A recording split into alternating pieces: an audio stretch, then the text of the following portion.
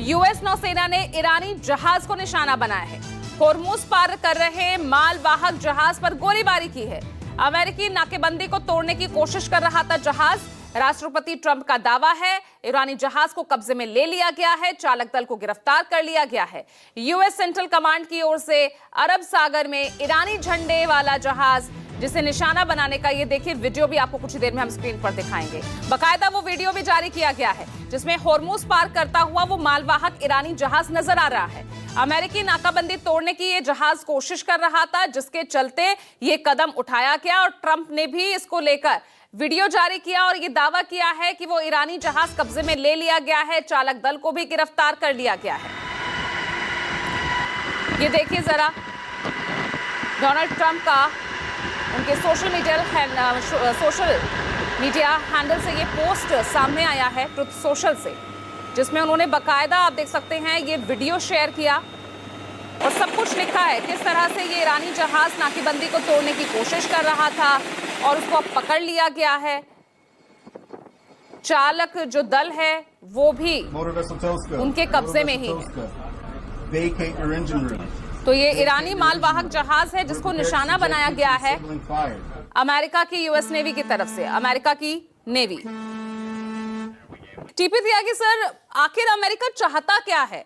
आप शांति वार्ता की ओर बढ़ भी रहे हैं, ईरान को धमका भी रहे हैं, उसके जहाज पर भी हमला कर रहे हैं, चाहता क्या है यहाँ पर? अरे अमेरिका जो चाहता है वो कई बार बता चुका है, सबके सामने है कि ईरान के पास न्यूक्लियर बम बनाने के लिए एनरिच्ड यूरेनियम नहीं होना चाहिए। अब उसके अंदर कई फॉलआउट है।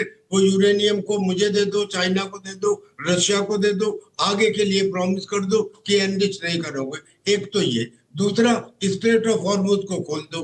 बाकी जो उसकी डिमांड थी वो करीब करीब खत्म हो चुकी है, रेजाइम चेंज वगैरह की। लेकिन यहाँ पे समझने वाली दो बातें हैं। पहली बात तो ये कि जब लास्ट टाइम मीटिंग हुई थी तब भी ईरानियन डेलीगेशन ने ये कहा था कि हम इसमें पार्टिसिपेट नहीं करेंगे। लेकिन क्यों किया? इसलिए किया क्योंकि जब ईरान के साउथ पार्स गैस फील्ड, खासतौर पे पेट्रोकेमिकल प्लांट के ऊपर अटैक किया और तब चूंकि उसका पार्ट कतर के अंदर भी है और ईरान ने कतर पर अटैक किया तो चाइना के कान खड़े हुए कि अरे अब तो जो मेरा तेल और गैस का सोर्स है वही डिप्लीट होने लगेगा, तो मेरा जो इतने लंबे समय तक का डिस्काउंटेड रेट के ऊपर सौदा है वो तो खतरे में पड़ जाएगा। तो उन्होंने ईरान को तैयार किया कि आप पार्ट लीजिए। अब भी यही हालत है।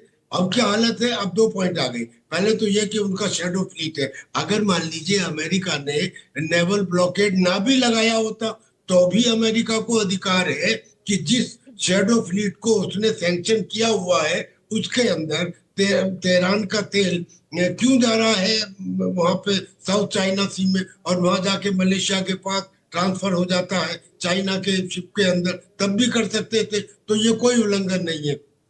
नहीं तो सर मतलब आप कहना क्या चाह रहे हैं? ये जो ईरान आज इनकार कर रहा है, कल भेज देगा का वार्ता होगी, पहुंच जाएगा ईरान का डेलीगेशन? मुझे लगता है कि जैसे लास्ट टाइम भी लास्ट मिनट पे आए थे। चाइना अब इनसे कहेगा। क्यों कहेगा? इसलिए कि हालांकि डोनाल्ड ट्रंप पहले भी कह चुके हैं, पर अब उन्होंने कहा है कि मैं ईरान के सारे पावर प्लांट्स के ऊपर और सारे ब्रिजेस के ऊपर हमला करूंगा और उनको नेस्ता नाबूद कर दूंगा। अब समझिए, सबसे पहले उन्होंने B1 ब्रिज को तोड़ के ये दिखा दिया जहां से चाइना को सप्लाईज जाती थी, उसको तोड़ा। अब अगर पावर प्लांट्स के ऊपर उन्होंने हमला किया तो दोनों के कान खड़े होंगे।